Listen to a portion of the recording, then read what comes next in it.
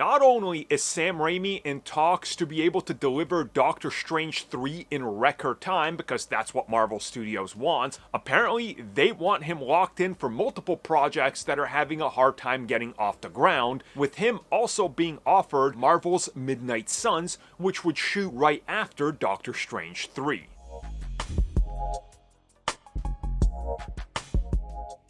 If it's true that Doctor Strange 3 is really being rushed out because it's got to be a massive exposition dump film, and well, Marvel Studios can't seem to figure out what to do with Blade or many of the other occult and dark side characters that they got, I mean, Sam Raimi might just be your best choice, especially if you're not going to go after Guillermo del Toro, because he's going to take at least 15 years to write a script. I could honestly see this being true.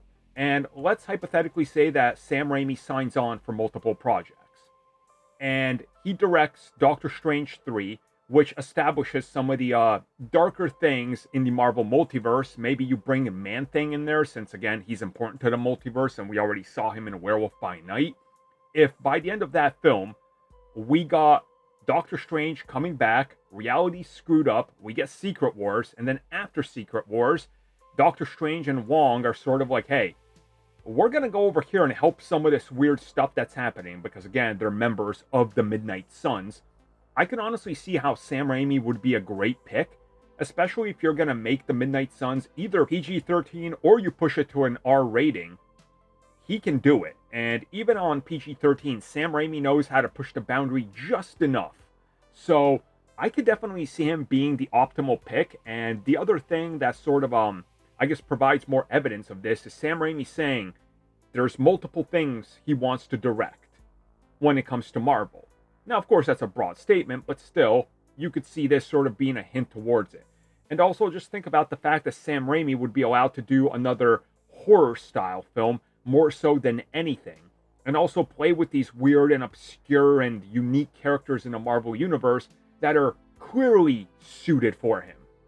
And I think that you would have something special here, but again, they also can't take too long, and they need somebody that's safe. And again, not an insult to Sam Raimi, in my top 5 directors of all time, but he is what you would call a safe Marvel director.